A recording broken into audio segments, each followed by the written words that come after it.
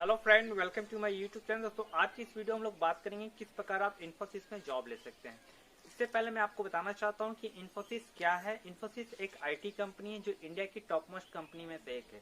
सबसे पहले हम लोग बात करेंगे नंबर 1 कंपनी जो कि टीसीएस है। उसके बाद आता है इन्फोसिस। इन्फोसिस के सीईओ नारायण मूर्ति जी हैं, जिन्होंने अपने लाइफ में बहुत संघर्ष किया। दोस्तों, संघर्ष के साथ अपनी कंपनी इन्फोसिस को खड़ा किया।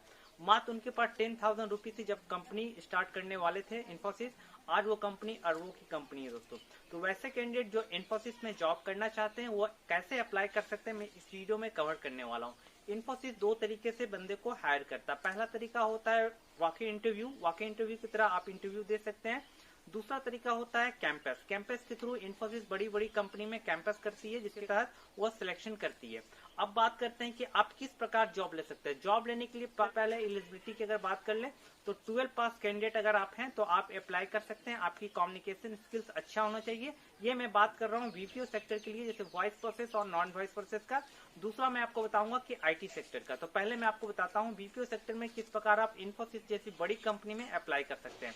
तो एलिजिबिलिटी की बात कर ले तो 12 पास ग्रेजुएट कैंडिडेट या पोस्ट ग्रेजुएट है तो आप अप्लाई कर सकते हैं। वर्किंग डेज की बात कर ले तो Monday to Saturday working days होता है। वर्किंग आवर्स की बात करें तो 8 घंटे का नेट लॉगिन आपको करना होगा।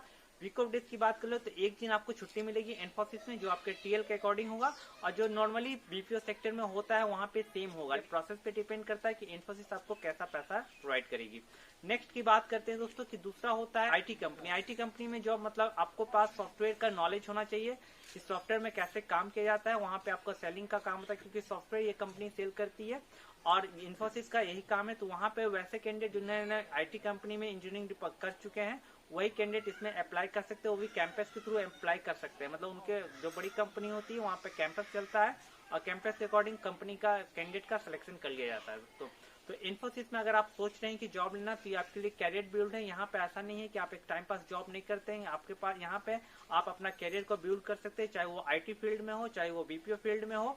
इन्फोसिस एक ब्रांडेड कंपनी है जो कि टॉप मोस्ट इंडिया की सेकंड टॉप मोस्ट कंपनी है। तो अगर आप अप्लाई करना चाहते हैं तो अप्लाई कर सकते हैं। डायरेक्ट वॉक इंटरव्यू दे सकते हैं, लेकिन आपके लिए इसके लिए नॉलेज होना चाहिए कि कंपनी में इंटरव्यू चल रही है नहीं चल रही है। दूसरी चीज है दोस्तों कि आपके पास एक रेफरेंस आईडी होना चाहिए। जो पहले से इन्फोसिस में जॉब कर रहा है वहां से आप रेफरेंस आईडी को यूज करके बंदे को आप जाके इन्फोसिस में इंटरव्यू दे सकते हैं। कंपनी का एड्रेस मैं फ्लैश कर दे रहा हूँ। और इन्फोसिस के बारे में मैं आपको और बताना चाहता हूँ कि अगर आप कुछ ज्यादा जानना चाहते हैं इन्फोसिस के बारे में तो इन्फोसिस का जो ऑफिशियल वेबसाइट है वहां पे जाके आप देख सकते हैं क्या क्या वैकेंसीज आई है, मतलब क्या क्या वैकेंसीज जॉब्स अवेलेबल हैं। वहां से भी आप इसको देख सकते हैं। दूसरी सबसे बड़ी बात है दोस्तों कि अगर इसके बारे में कुछ ज्यादा ही आपको जानना है तो आप इन्फोसिस के जो मालिक हैं नारायण मूर्ति जो सीईओ हैं उनके आप बुक को पढ़ सकते हैं। जैसे मैंने प्रीवियस डे में अजीम प्रेम जी का बुक पढ़ा था जो कि विप्रो के सीईओ हैं।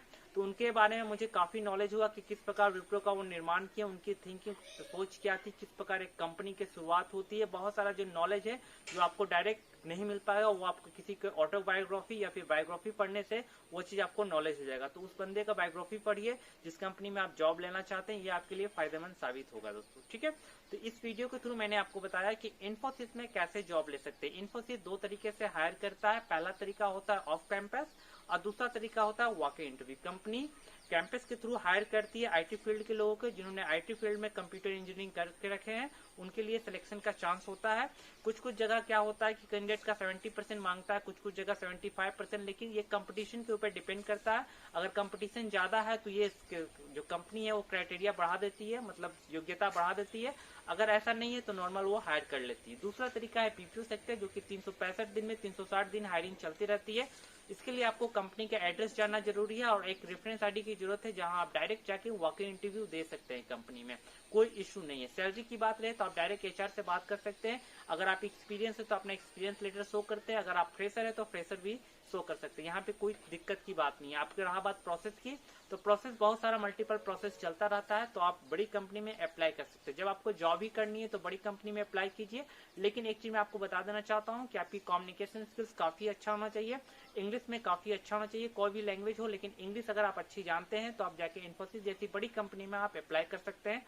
आपके कुछ समय बीतने के बाद आपका प्रमोशन मिलेगा, जिसमें आईजीपी कहते हैं। वहां पे आप एग्जाम देके अपना प्रमोशन भी इन्फोसिस में कर सकते हैं। अगर आप इसके बारे में ज्यादा जानना चाहते हैं तो वेबसाइट में जाके ऑफिशियल वेबसाइट को रीड कर सकते हैं। वहां से आपको काफी नॉलेज मिलेगा।